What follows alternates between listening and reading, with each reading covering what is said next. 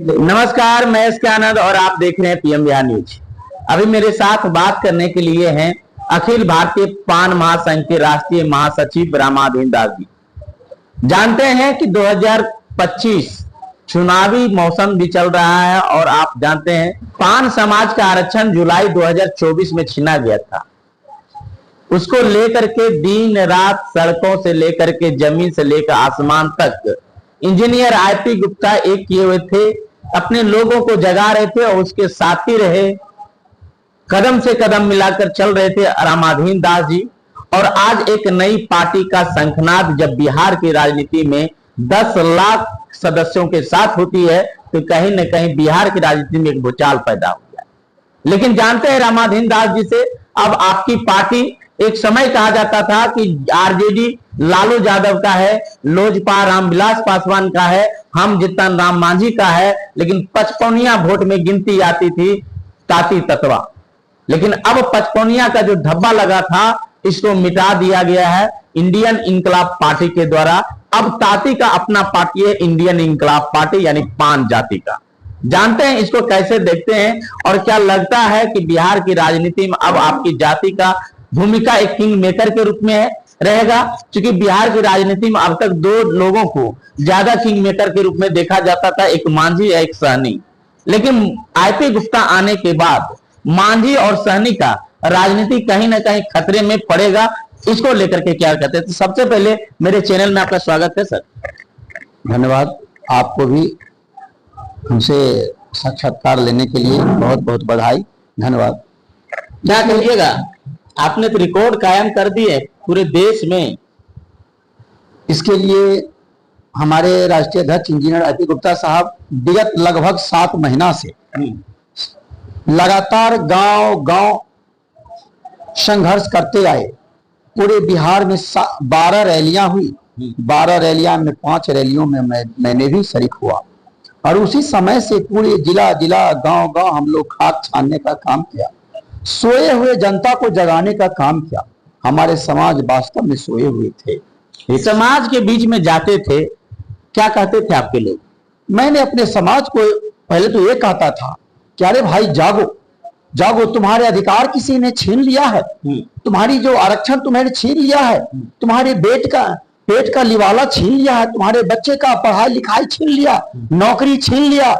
अब तुम कमा करके क्या करोगे? जीवन भर यही पेट भरोगे। पेट भरने से क्या होगा? जब तुम्हारे बाल बच्चा पढ़ेंगे नहीं, कर्मचारी नहीं बनेंगे, अधिकारी नहीं बनेंगे तो होगा क्या? कर क्या सकते हो? इसके लिए उठो, चलो, रगड़ो, लड़ाई लड़ो, हमारी आरक्षण वापस दो। ये आप कहते थे, लेकिन आपके समाज क्या जवाब देते? हमारी जनता जैसे ही सुनते थे तो कहा करते थे हम लोगों को ऐसी बात बताने वाले तो कोई मिला ही नहीं, कभी कहा ही नहीं।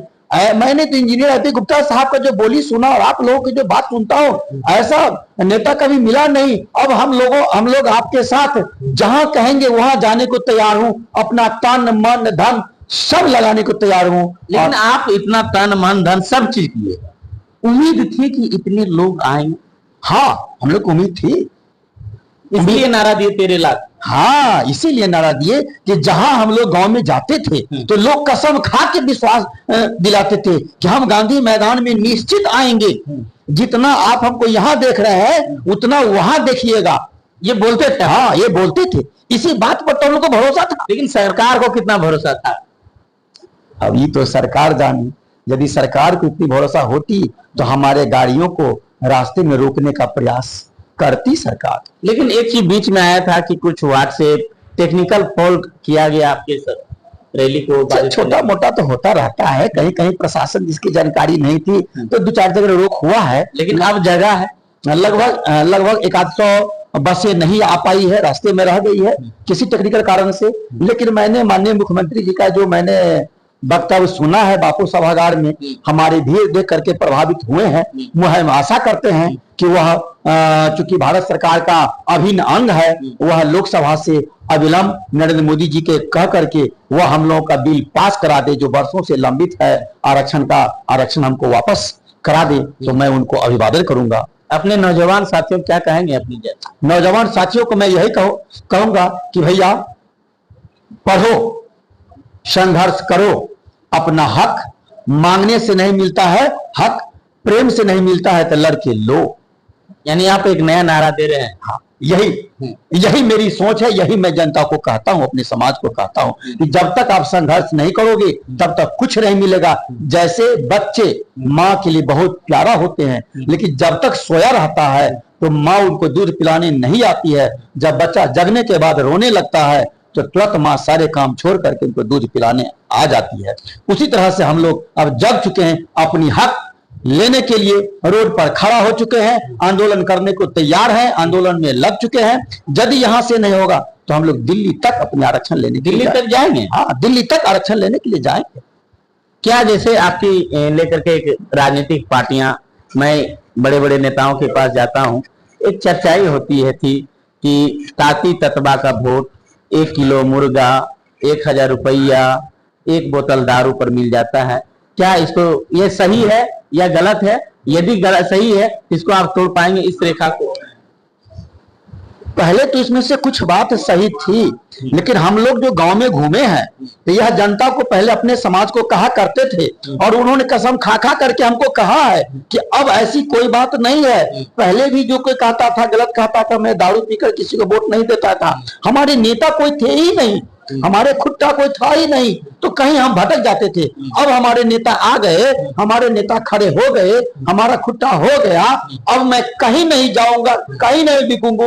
हमारे इंजीनियर आईपी गुप्ता जो नारा देंगे, जहां कहेंगे, मैं उसी को समर्थन करूंगा। आप राजनीति कितने वर्षों से कर रहे हैं सर? कि 1990 से मैं राजनीति में लगा हूं। सबसे स्टूडेंट लाइफ में मैंने ऑल इंडिया स्टूडेंट फेडरेशन का मेंबर था, फिर मैं सीपीआई में आ गया। 99 में मैंने सीपीआई को छोड़ दिया और 2000 में मैंने बहुजन समाज पार्टी से चुनाव लड़ा, मधुबनी जिला के हरलाखी विधानसभा से। पुनः मैंने 2004 में जदयू ज्वाइन किए। 2004 से लेके 15 दिन पहले तक मैंने जदयू के प्रदेश पदाधिकारी के पद पर था, प्रदेश महासचिव बुनकर प्रकोष्ठ के पद पर मैंने था। कि जब हम लोगों का आरक्षण सरकार ने ले लिया तो हमने 3 बार सरकार से मिलने का प्रयास किए। जब सरकार से डायरेक्ट मुख्यमंत्री जी से संपर्क नहीं हो सका तो मैंने माननीय जदयू के नेता जदयू के मुख्यमंत्री से नहीं संपर्क हो पाया? हाँ, नहीं संपर्क कर पाए। इसके बाद मैंने पुनः माननीय राज्यसभा सांसद संजय झा जी से मिलने का प्रयास किए, मिले। उन्होंने 3 बार मिला, 3 बार आश्वासन भी दिए कि मैं मिलाऊंगा, इस बात को मैं रखूंगा, लेकिन उन्होंने वही इसके टाल दिए। इसी आक्रोश में हम लोग अपना जन आक्रोश निकाले।